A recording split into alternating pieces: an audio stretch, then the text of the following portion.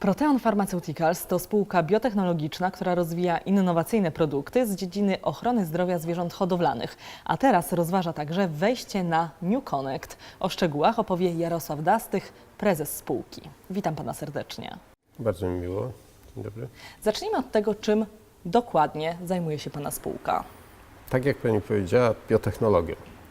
A to, na czym się koncentrujemy, to tworzenie nowych, działających inaczej niż dostępne teraz na rynku, preparatów przeciwbakteryjnych, czyli środków, które stosujemy, żeby zwalczać patogenne bakterie. W związku z kryzysem antybiotykooporności, szczególnie na rynku środków, preparatów dla ochrony zwierząt, konieczne jest szybkie wprowadzenie alternatywnych metod i nasza technologia rozwijana przez Proteon Pharmaceuticals, opierająca się o zastosowanie bakteriofagów, jest taką alternatywą. Bafasal i Bafador, jeżeli dobrze wymawiam, są to słowa klucze w przypadku pana firmy. Co oznaczają? No, Bafasal wziął się w ogóle z akronimu od, jeśli dobrze pamiętam, Bacteriophages against Salmonella. Ale to historyczne przyczyny nazwy projektu, technologicznego, który wystartował w 2009 roku. I zostawiliśmy tę nazwę, bo w naszych wszelkich dokumentach preparat tak występuje.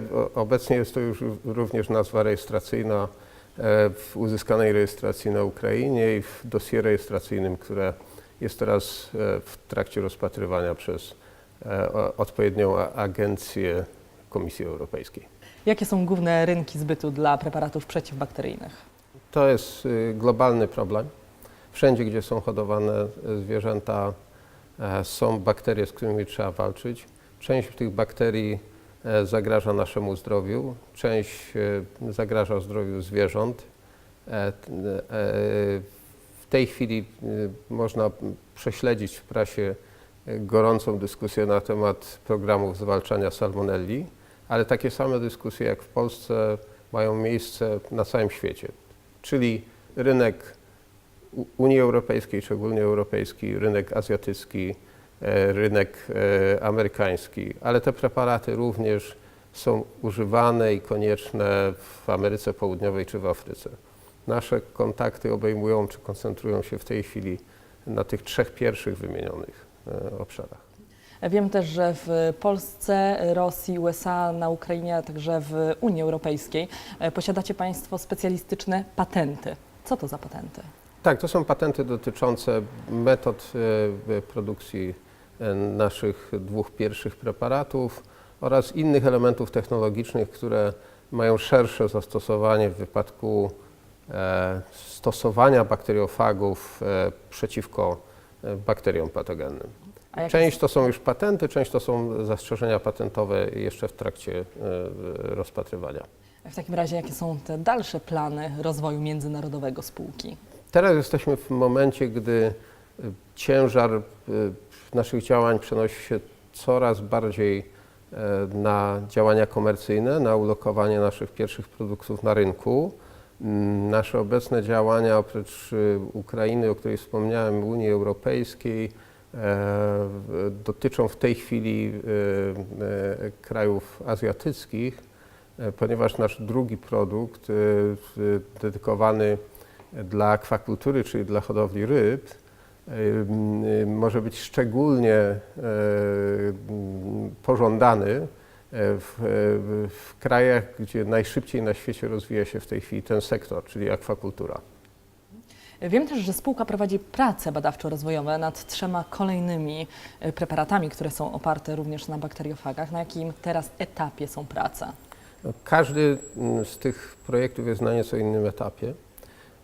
Najbardziej zaawansowany jest kolejny produkt przeznaczony dla drobiu, w tym wypadku skierowany przeciwko patogennym bakteriom E. coli.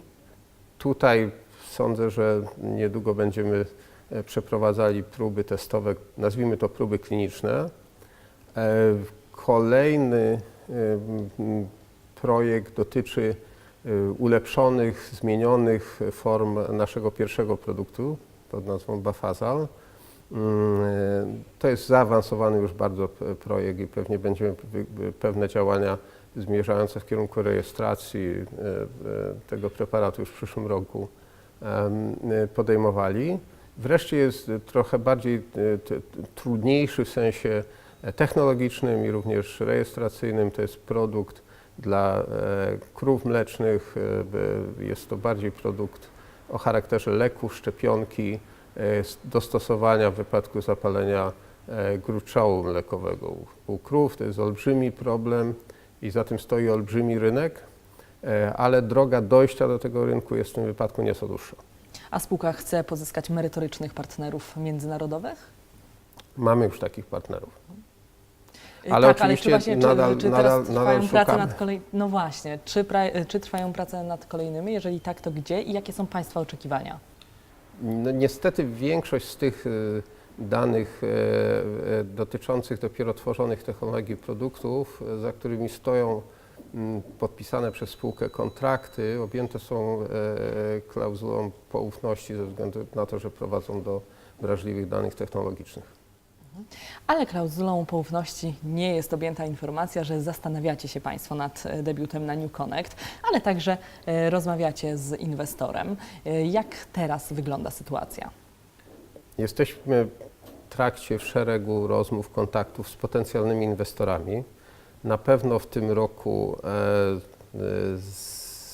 sfinalizujemy te rozmowy, podejmując ostateczną decyzję i wtedy nie omieszkamy Państwa o tym poinformować.